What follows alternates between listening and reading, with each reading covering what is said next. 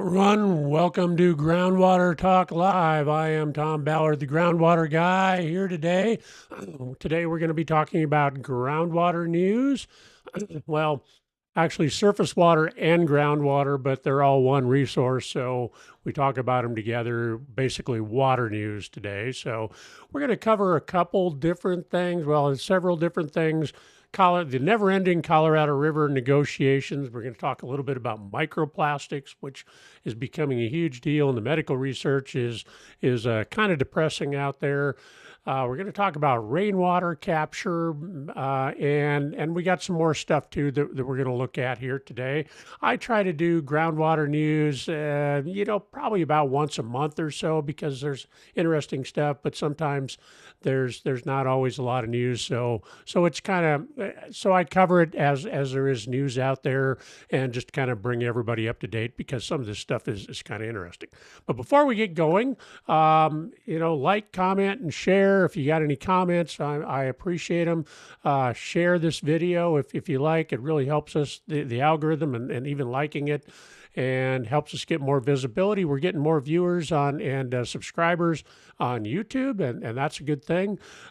We stream into LinkedIn as well, and some other places, but it helps get the word out there. So I really appreciate any likes, comments, and shares, and I answer all comments on YouTube videos and on LinkedIn as well. So, all right. So today we're going to cover kind of a wide range of topics here. So let's dive in.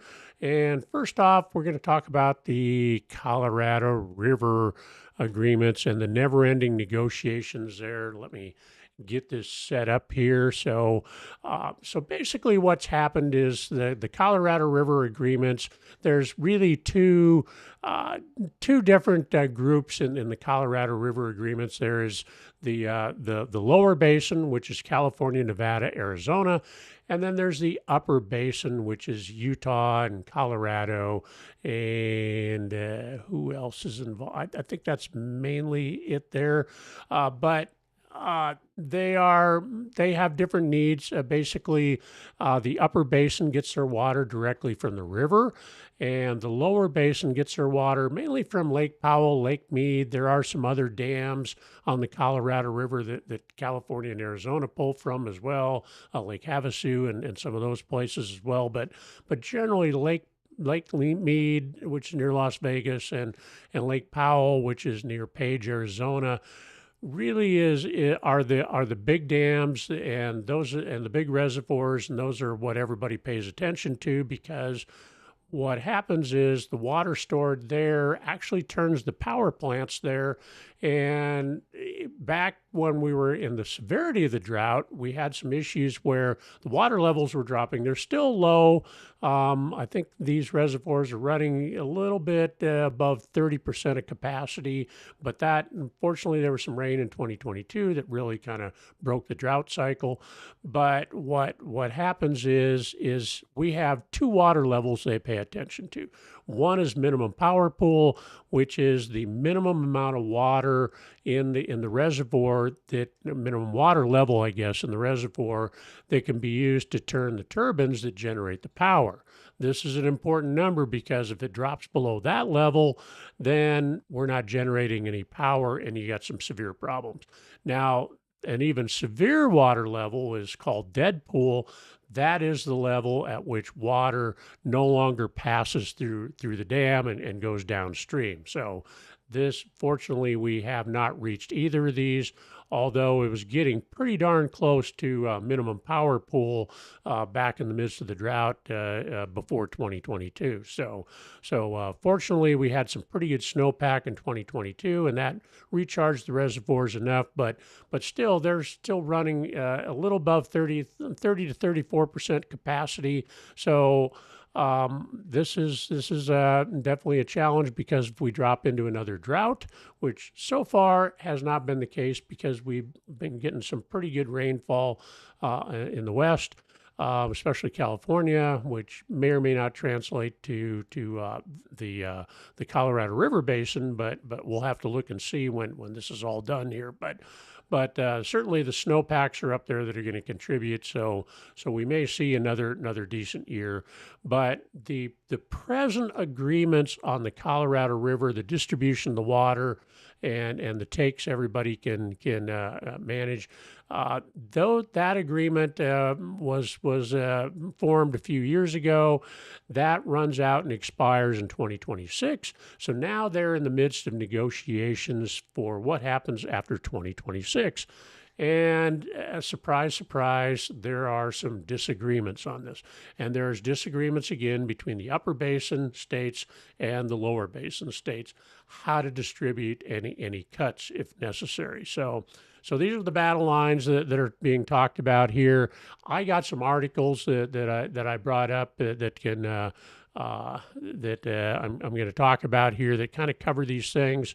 And basically, they're talking about the 7 western states that are involved in this, and that they're in the midst of negotiations for what happens to the river after 2026 when the current operating guidelines expire. So yeah, the forgot New Mexico and Wyoming in the upper basin states. I kind of forget those sometimes, but Colorado, Utah, New Mexico, and Wyoming are the upper basin states. California, Arizona, and Nevada are the lower basin states. They've submitted actually separate proposals for going forward from 2026, and now the goal is to actually reconcile those proposals. Utah is basically saying we don't want to make any cuts, and everybody else is saying you need to. So that is part of the challenge here, as it always is negotiating Colorado River water, because there generally is not enough river water to go around. And California has the most senior water rights, so they generally don't experience much in the way of cuts because of the seniority of their water rights. But they take by far and away the largest amount of water too. So there something really has to give there as well. So one point here that we can talk about is that scientists estimate Colorado river flows have decreased by about 20% compared to the early 20th century. So a lot of the water allocations that were made a long time ago really no longer apply, because what we're seeing is the flows are lower. You can attribute this to climate change or just long-term climate cycles, whatever you want to do. The fact is that it's not disputable that we were seeing 20% less water flowing to the Colorado River than we are in the early 20th century. So less water to go around. A lot of the original agreements and water rights were formulated when there was more flows in the river. So we can start to see the problem here.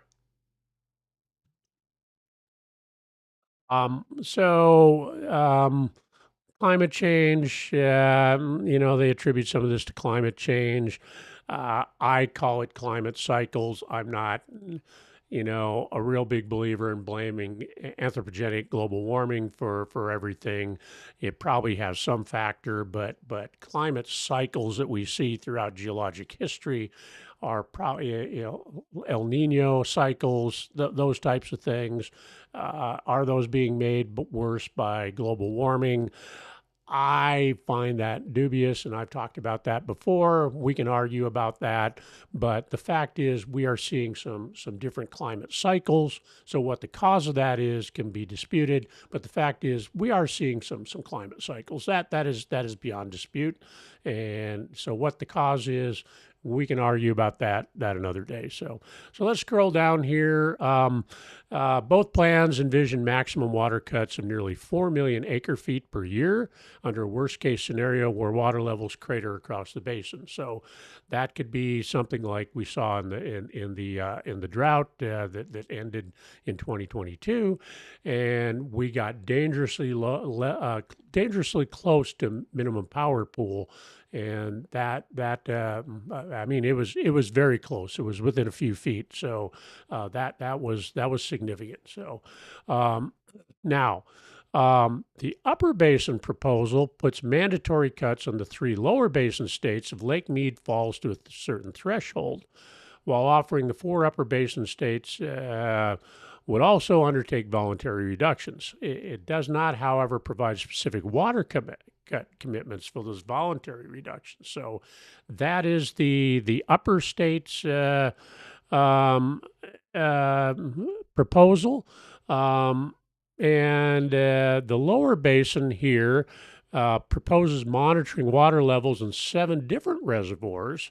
So that not only is Lake Mead and Lake Powell, but also Flaming Gorge Reservoir, which is in Wyoming, and Lakes Havasu and Mojave, in addition to Mead and Powell, to determine when cuts would be necessary. So that's a little bit of an innovation that we haven't seen in the past. Generally, everything has been tied to Lake Mead and Lake Powell. So so this is that they're trying to look at, excuse me, they're really trying to look at some innovative approaches, and water does get taken out of those other reservoirs, so it probably is worthwhile to look at those. So what they're saying is water levels across the 7 reservoirs were to drop below 69%. The lower basin plan has California, Arizona, and Nevada taking the brunt of the cuts. They take the bulk of the water, so that makes sense. However, if water levels across the system were dropped below 38%, which is basically where they are now, the lower basin plan would spread cuts ranging from 1.5 million to 3.9 million acre feet across all 7 states, plus the country of Mexico, which also uses river water. Although I will tell you that most of the time, not a lot of the Colorado River water gets to Mexico. The U.S. uses most of it up. But they're pulling Mexico into it now. So that's basically what they're saying, that everybody needs to be on deck and contributing. Um, so it's been more than 20 years since water levels were high enough to prevent water cuts under the proposed stipulation. And like I say, right now, I think most of the Lake Mead and Lake Powell are running around 34%, if I remember correctly. I think that's in here somewhere. Um, so what they're saying is, and this is this dispute between the lower basin states and the upper basin states, is the lower basin states want to see some certainty. So the upper basin states are proposing some voluntary cuts if levels fall that low. The lower basin states want to see some certainty and have them participate. So that's the big hammer, of course, they're reminding us here, is the Bureau of Reclamation certainly has the power to mandate these cuts. So for now, they're kind of keeping their hands off the scale and trying to let the upper basin and the lower basin negotiate with each other so that they can work things out. California is, poor California, which is the river's largest user, found itself isolated. So everybody gangs up on California, I guess. But they are the largest user. So really, it's kind of, that's where you got to look, because if you're going to make substantial cuts, you really have to look at who the largest user is. And that's we'll talk. There's some other articles here I wanted to look at here. Let's look at this next one here. California agrees to long-term cuts of the Colorado River. I'm not going to go through these in as great a detail, but basically, California, Arizona, and Nevada would cut their allocations about 20% when reservoir levels drop. Other states have more aggressive plan, and the Bureau of Reclamation is going to have to step in at some point. It seems likely, but so this is covering a lot of the same ground. This is the one I really wanted to talk about here. California takes the biggest share of Colorado River allocations. Their allocation is 4.4 million acre feet, of which Imperial Valley growers are allocated 3.1 million acre feet. So Herein is something we've talked about in the past. You will see that they mainly grow alfalfa, winter vegetables, and other crops. Alfalfa, as we know, is a water intensive crop. So you are growing a water intensive crop in a desert. That takes a lot of water, and that water has to come from somewhere because you're in a desert. So once again, we are seeing. Uh, I am a big pro agriculture guy. Let me just put it that way.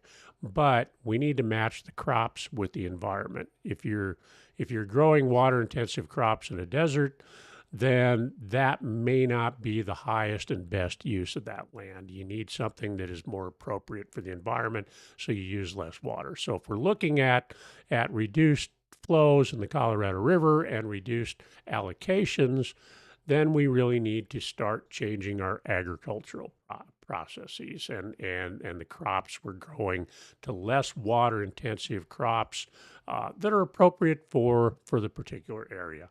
And I've said this before, and I think that really is true. I know people will argue with me, but quite frankly, a lot of the alfalfa that's grown in the Imperial Valley and Arizona, um, which is all water intensive crops, a lot of that alfalfa is shipped to places like Saudi Arabia. So it doesn't even stay here. So I mean, granted, they're getting good money for these crops, and that's important because agriculture needs to make a profit. But is this the highest and best use of that land? Putting a lot of water on the desert to grow these water intensive crops. So I'll get off my soapbox on that, but I think that's really something that we definitely need to look at. So the Metropolitan Water District of Southern California, which provides water for 19 million Southern Californians, is another large user. They get about 1 million acre feet per year. So that's going to the people mainly in the Los Angeles areas is what that is. So and that's really what I wanted to cover here because this kind of rehashes some of the same stuff. So let's look at this one, and some of these are just fun just to look at because they got some great pictures. This is a picture of Lake Powell or Glen Canyon Dam there at Lake Powell, and it's let's just say flat out that Glen Canyon Dam and Lake Powell is just cool. As a geologist, it's really cool stuff here, and the dam itself is a marvelous work of engineering, as is Hoover Dam as well. But I just love Lake Powell and been on a houseboat out there and just love that. So this is a great picture. But this basically kind of rehashes some of the same stuff. We got Colorado, Utah, Wyoming, and New Mexico as the upper basin states that are in opposition to the lower basin states. So I think there was. When they reached the negotiations prior that would expire in 2026, they couldn't come up with anything beyond that. So they agreed to have the agreement there. So this goes into a little bit of history here, but the important thing is the same thing. Is the lower basin's proposal said it'll cut its use by 1.5 million acre feet when the storage is between 38 and 69%, but if it's below 38%, then they need to share those cuts with the upper basin. The upper basin doesn't want to do that, so they're hashing things out here. And finally, this article, and then we're going to get off the Colorado River stuff, is Utah doesn't want to take any cuts right now, and the other states are all saying, well, that's unreasonable. You need to take some cuts. So that's really just basically what this article is saying here. So basically recounting some of the history and going through here and basically the same thing. They're saying that Lake Powell right now is 32%, so that's about what I'm saying, and I think Lake Mead is around 34%. So um, it actually hit Lake Powell actually hit a record low of 22% in in February of 2023. So that's basically what we're looking at here. So it's basically some of the same stuff we were looking at earlier. So I just wanted to point out that the Utah is kind of resisting this. All right. Let me just check for comments here real quick, and then we'll talk about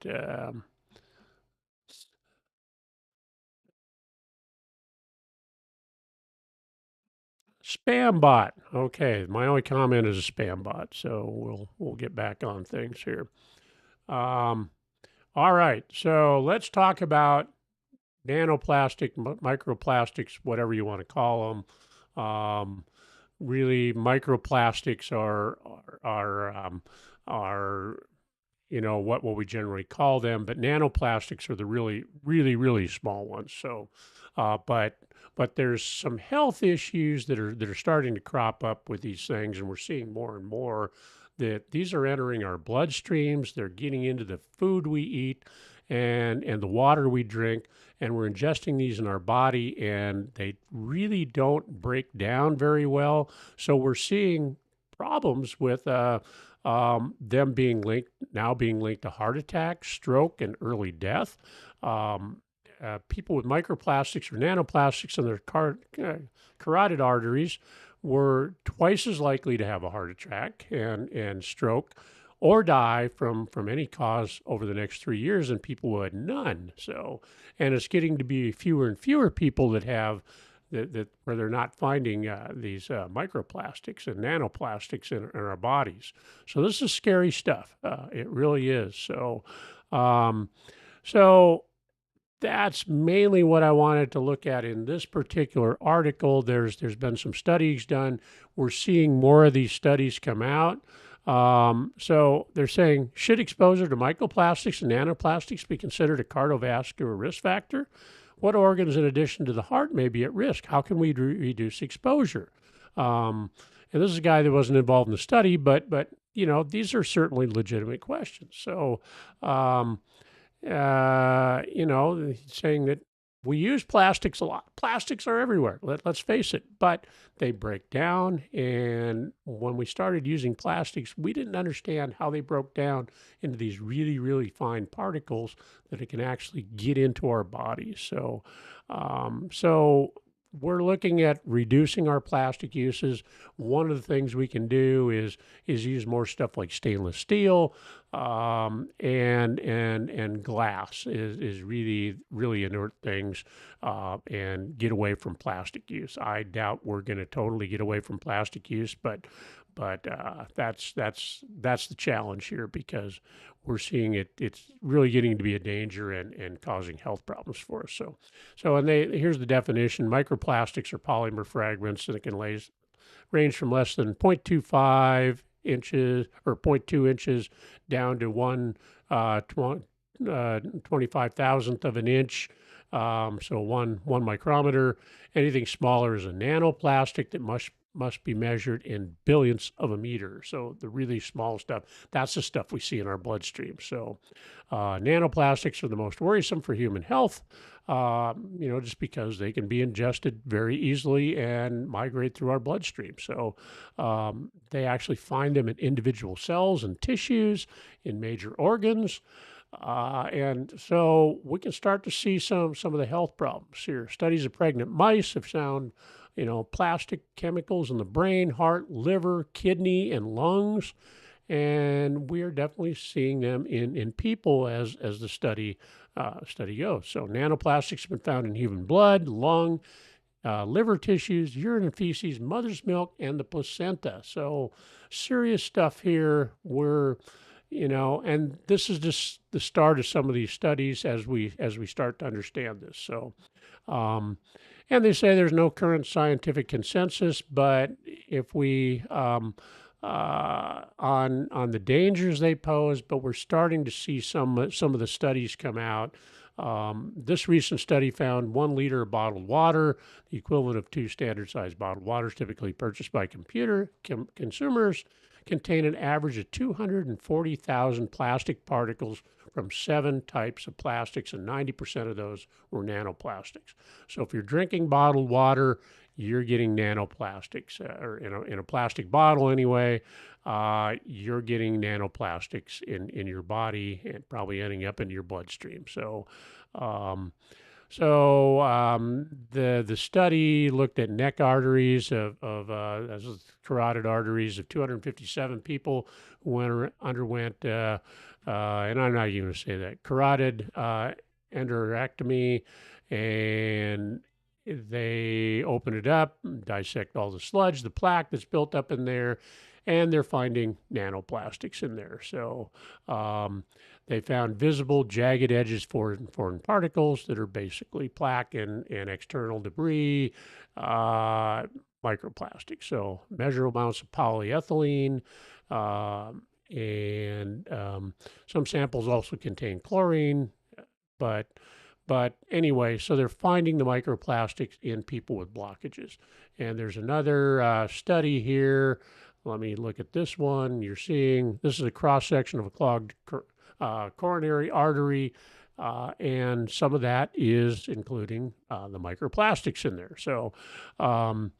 So it's a serious issue. They're looking at some of these studies now.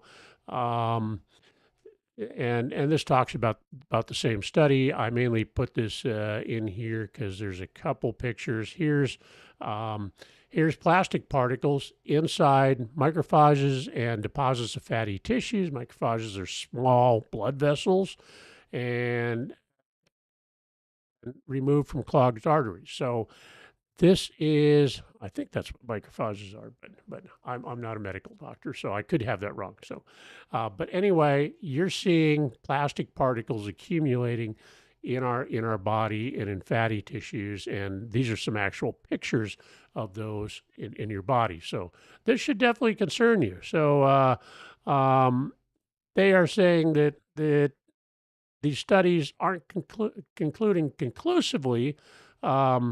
The microplastics is causing the downstream heart effects, but only that there's an association. However, we're clearly seeing these accumulated in different parts of our body, so there's probable cause to believe they are causing some health issues. So now we start to look at how can we remove microplastics before drinking tap water, and so there's a couple things. This is an interesting article. Basically, what this is saying here is boiling water and then filtering it will actually clean out about 90% of the microplastics. So I don't know if you want to boil water and filter it. Simple filtering doesn't seem to do the trick. Boiling probably tends to melt plastics enough that they kind of glom onto each other and make them a little more susceptible to being filtered. So that's the point there. But basically, I found this interesting. So they said every week some people eat or drink around 1 credit card worth of plastic through microplastic inhalation. So basically, you're eating your debit card every week. So that's a lot of plastic going into your body. So basically, this is what they say. They're making their way through water treatment systems because the particles are so fine. So the boiling did a couple tricks, boiling and then filtering. So as much as 90% was removed. So this is good. Now, something else that this pointed out is that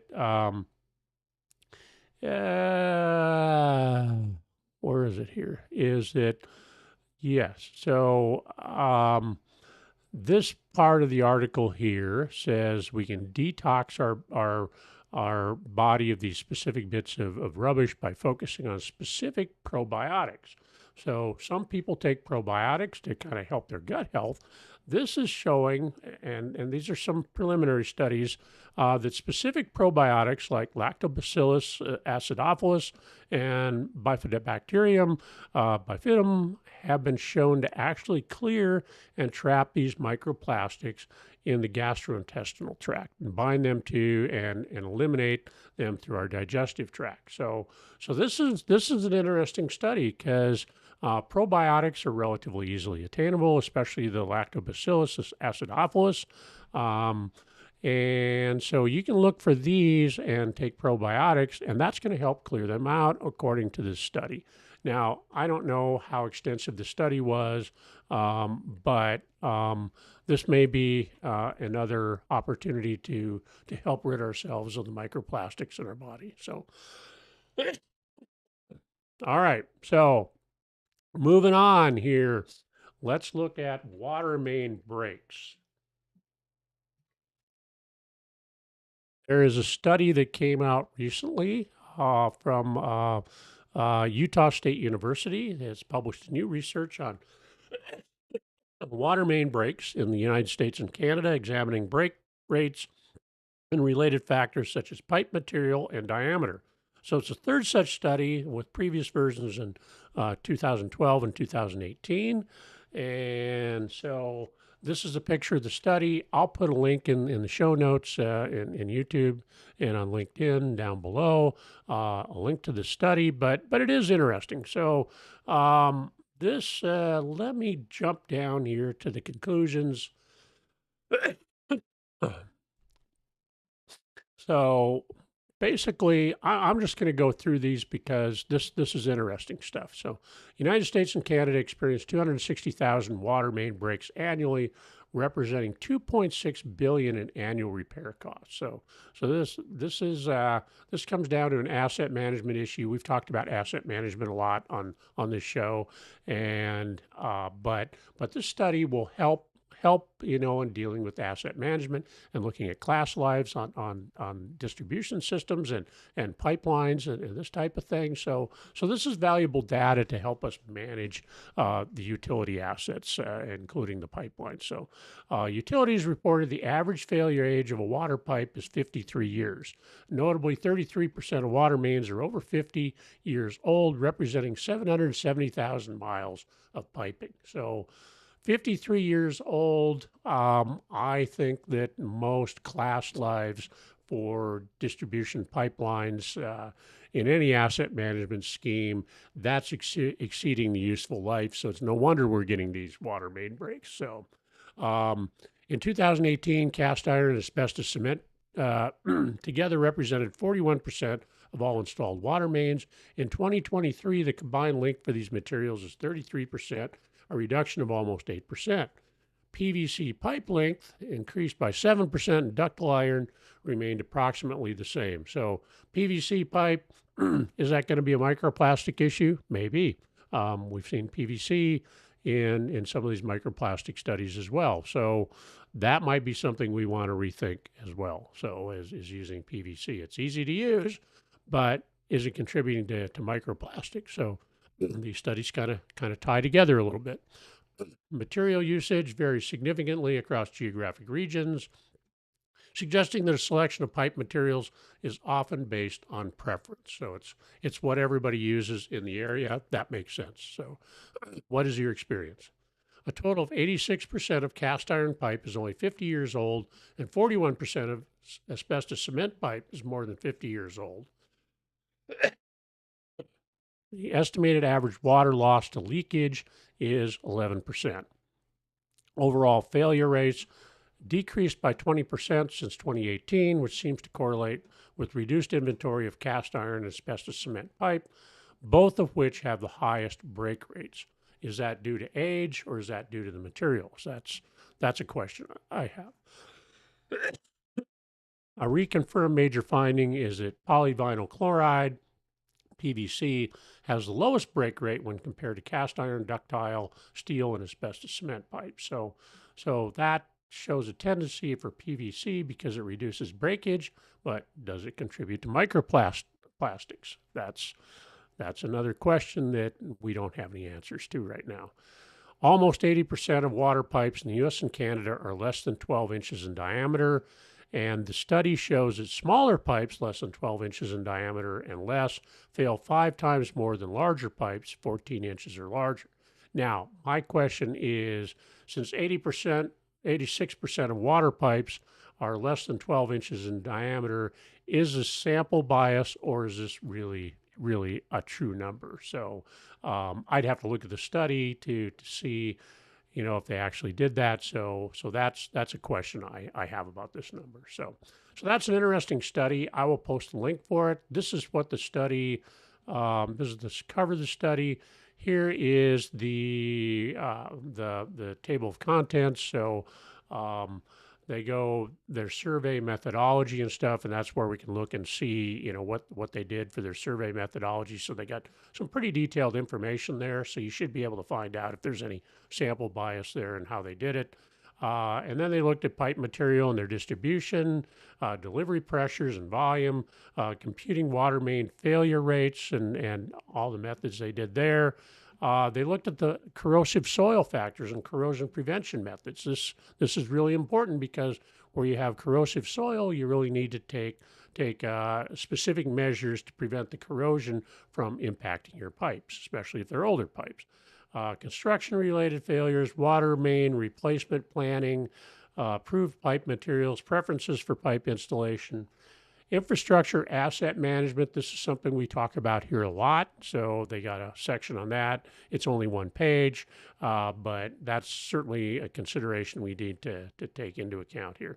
And then they have conclusion and references here. So you might want to check that out if you're a water utility, because this looks like an important study and can help you in your asset management planning. All right, so moving on to our next story here is U.S. cities could be capturing billions of gallons of rain a day. So this relates. I relate this back to groundwater because whatever we can do to capture surface water will reduce our reliance on groundwater. And as we know, we're seeing a lot of impact to aquifers across the country and around the world due to overpumping.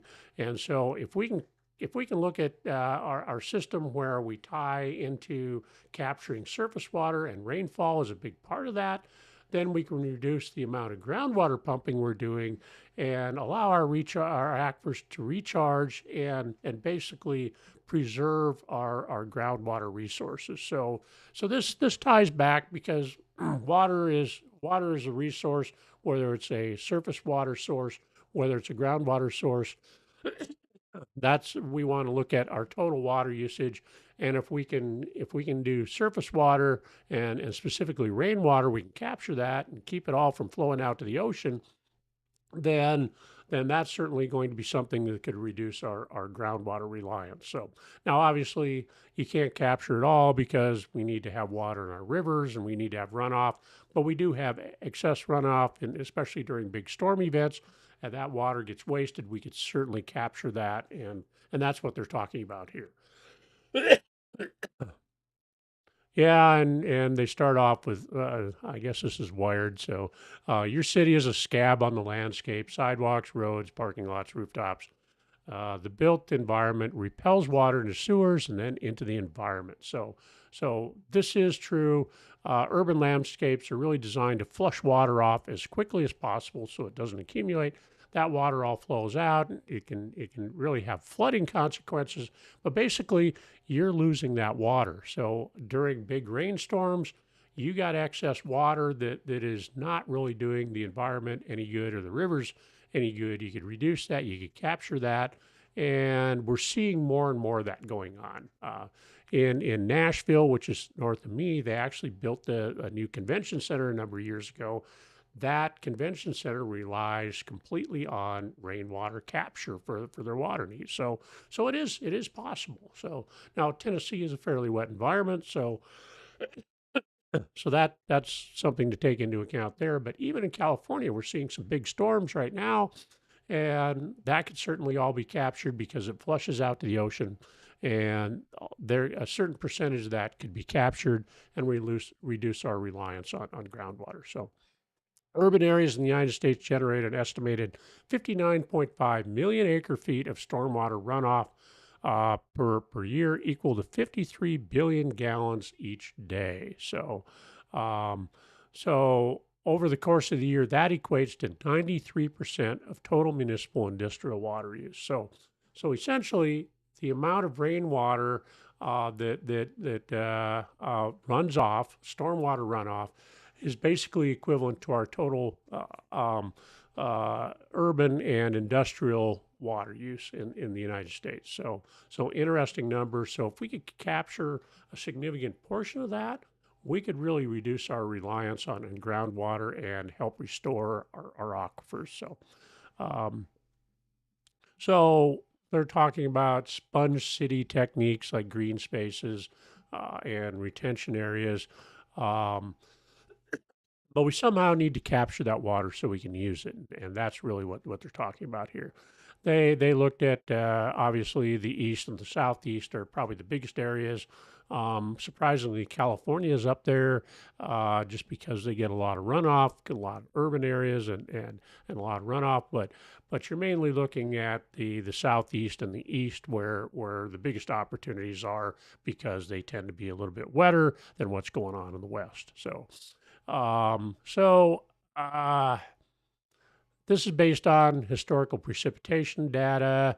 They go and talking about climate change, and climate shifts that could reduce that. Obviously, that's true. But what we're actually seeing is that we're really seeing bigger storm events through the climate shifts here. So that means that there's going to be more runoff in a hurry during less frequent but more intense events. So that's really where the opportunity comes to capture this water that we're not doing right now. We need to do more of that. Um, so of the amount that we talked about, LA is kind of an example here. They managed to capture 8.6 billion gallons of water from that atmospheric river that they just had in 3 days, diverting into spreading grounds to percolate into the dirt. And this is basically groundwater recharge. It recharges the shallow aquifers, and which are really the most tapped. And it takes a long time to impact the deeper confined aquifers, but certainly the shallower aquifers it can impact. So this is good use of that. Um, so there's been a number of effort here, tree planting efforts, and they go on to say even in the eastern U.S., which is more water blessed than the West, cities like New York and Pittsburgh are scrambling to deploy green infrastructure to mitigate flooding and capture rainwater. Now, interestingly, if you go to New York City, you will see on top of the lot of the older buildings, you will see tanks on top of the buildings that actually at one point captured rainwater for use in those buildings. So New York City has a historic use of rainwater that they used before they developed their whole system that comes from the Catskills down to New York City, and then they replaced all that rainwater capture system. But maybe it's what's old is new again, and it may be something they want to look at doing again, just kind of with modern techniques instead of those wooden tanks on top of those older buildings. But it is really interesting if you go to New York City and you go to some of the older areas, look on top of the buildings, and you can see these rainwater capture systems that are up there and pretty much broken down and defunct now, but they're still there and you can still see them. So very interesting. So we go back to the past sometimes. All right, and this article really talks about what I just mentioned here is LA County captured enough rainfall this week to provide water to 65,600 residents for a year. So I'm only going to show the headline here, but really this article talks a little bit about how they did it, and we kind of covered that. And so that's definitely that's just an example of what the possibilities are. Is really what I wanted to talk about on this. All right, kind of my last article, and the fluoridated water issue still continues to rage out there. And I wanted to talk about this a little bit. There's compare and contrast here. I got a couple of articles from some small towns in Vermont that have their own water systems. And this talks about how Rutland, Vermont, voted to keep fluoride in city water. Now, there are more studies coming out now, and I will have to say there's a lot of credibility to these studies that there are some health risks with having fluoride in the water. I know the dentists love it and people like it because they say that it helps your teeth and helps prevent tooth decay. I would say there's some information coming out now that kind of potentially disputes that, how or the effectiveness of having fluoride in the water for helping your teeth. But the jury is probably still out on that. But I would say that there's some credibility to these studies that talk about especially babies and young children is the effects of fluoride. It can have effects on brain development. So this is kind of concerning, and we're seeing a few more studies coming out. So it's getting to be a little more controversial about having fluoride in your water. Is the potential benefit to your dental health worth the risk of damaging the brain development of our children? So like I say, these are still out there in terms of studies. There's not anything totally conclusive yet, but we're starting to see information leaked out. So more people are looking at potentially removing the mandatory fluoride from from their water systems. In this case, this town actually, they put it on the ballot and they decided to keep it. So I guess there was an effective lobbying campaign from the dentist that said keep the fluoride. So they voted actually twice, just in 2024 and in 2016 to keep fluoride in their water. And so there you go. And this just kind of talks about the vote and that they've fluoridated their water since 1983, and now here in Tennessee, it's a state mandate, and if you don't want fluoride in your water, there's a lot there. It is possible, but there's a lot of hoops you got to jump through to get rid of it here in Tennessee, and I think that's the same in other states as well. They obviously have the option here in Vermont. These guys rejected it. Alternatively, here's an article from Vermont, same area of Vermont, from 2009, where the town of Plainfield actually voted to move fluoride from its drinking water. So we see, a tale of two towns here. One is supporting keeping fluoride in their water. These guys in 2009 voted to remove it. So that's something. And these are small towns. This was actually a voice vote.